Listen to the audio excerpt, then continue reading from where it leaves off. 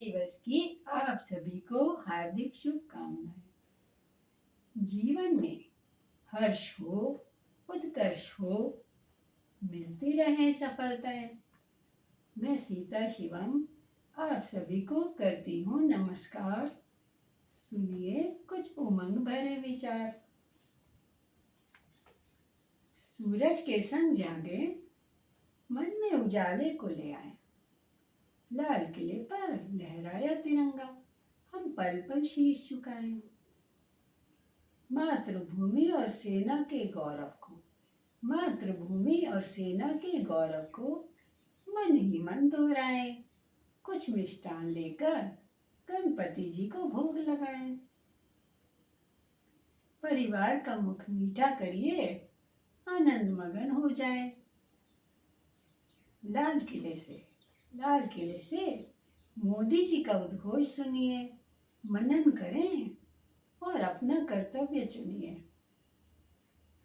मनन करें और अपना कर्तव्य चुनिए। घर घर तिरंगा, घर घर तिरंगा, हर घर तिरंगा एक प्रतीक मात्र है, हमें जगाने का और वीरों की कुर्बानियां याद दिलाने का। गीता रामायण के पाठन से आगे बढ़िए। मनन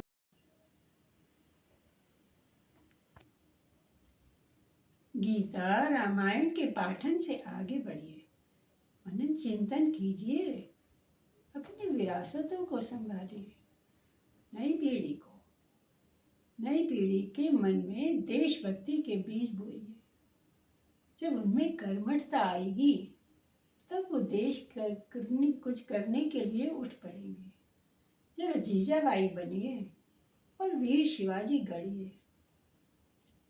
जयवंताबाई जी की तरह राणा प्रताप बनाइए।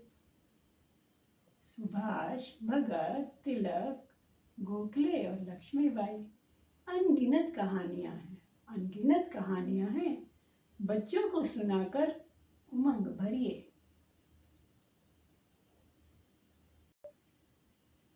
मोबाइल, कार्टून और व्यर्थ के चलचित्रों से उनको बचाइए।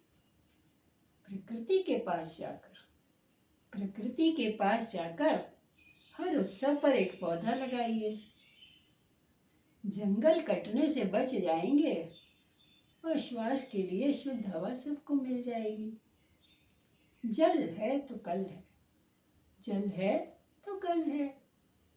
इस उक्ति को जरा घर में अपनाइए। बच्चों को और स्वयं भी जल की उपयोगिता बताकर उनको बचत करना सिखाइए। बर्गर, पिज्जा, नूडल से हटाकर स्वदेशी शाकाहारी भोजन पर लाइए। स्वस्थ संतानें देश को चाहिए। बचपन से ही योग की, कसरत की आदत डालिए तो जिम जाकर धन खर्च करने की जरूरत नहीं पड़ेगी। शिक्षा के साथ संस्कार भी चाहिए।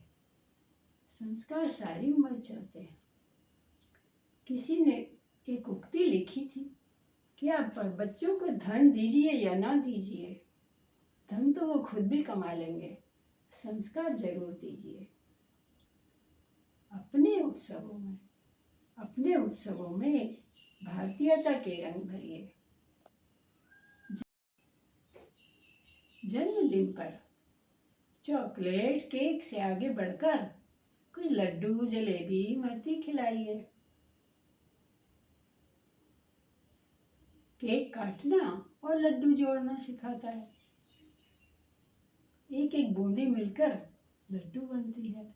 तो ऐसे ही हम एक एक के सुंदर विचार मिलकर कितना कुछ अपने देश के लिए कर सकते हैं।